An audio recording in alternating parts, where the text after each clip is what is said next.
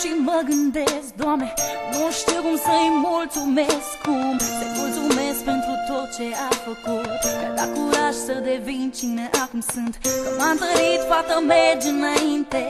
O să ai parte și de fapte, nu doar de cuvinte. Orice ar fi, voi fi aici mereu. Știi bine, te poți baza, ai sprijinul meu. Mi-ai dat, Doamne, tot ce mai frumos nu se putea. Mi-ai dat speranța să o trăiesc și o trăiesc prin ea. Mi-a fost alături zile bune și nopți grele, când plângeam din despărțiri sau bârferele. De mici copii ea mereu mă apăra. Acum că-i mare e ca și mama mea. Mă alintă-mă în față cât se poate și dă și băm să mă trezesc la realitate.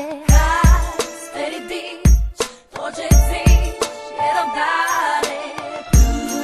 Te distrugi, vrei să fugi și te doare. Dai tot ce ai și ce n-ai, totuși pare că nu te descurci să le pui lumea la picioare. Acum văd a venit și rândul meu să am grijă de ea așa cum m-a făcut ea mereu. Și nu pot, Doamne, mâinile îmi sting legate. Nu pot să fac să o trezesc la realitate. Să pot să spun că viața nu e nedreaptă, să uite tot ce-a fost, că-i fată deșteaptă, că merită tot ce e mai bun.